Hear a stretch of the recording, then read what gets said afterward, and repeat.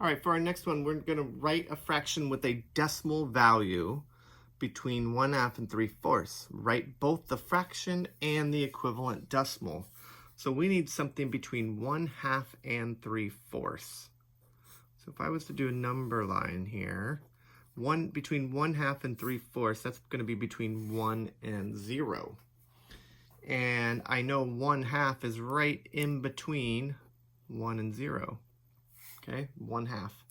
Then 3/4, I need to split this whole thing up into 4 pieces. 1, 2, 3, 4. Here's going to be 3/4, right? Now I want something in between there. Well, that is actually pretty easy. If I put another little line in between each one of these spaces, I have a line now in between 1/2 and 3/4. We just have to figure out what that line, what this part on the number line is equivalent to. Well, to find out what part of a number line is equal to, we're going to count all the spaces all together, because for a fraction, it's part over whole. So we want the whole, all of this, and the part is how far from 0 this one is, okay? So we're going to count here, 1, 2, 3, 4, 5, 6, 7, 8.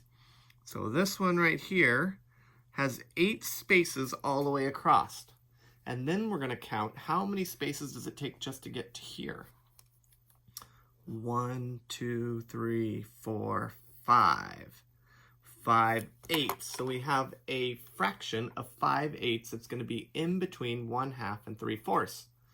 Now it says to write both the fraction and the equivalent decimal.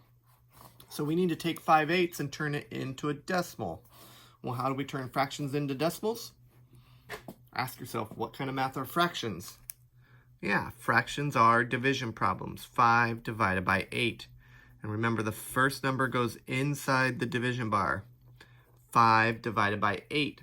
So whatever answer you get here, you're going to write in the answer space on the computer. 5/8 is equal to the decimal, and it doesn't have a whole number, so it's going to be 0 and I'll give you a little hint, there are 3 spaces. 5/8 goes up to the thousandths place. All right, so divide 5 by 8, and that will get you the decimal equivalent. Good job. See you on the next one.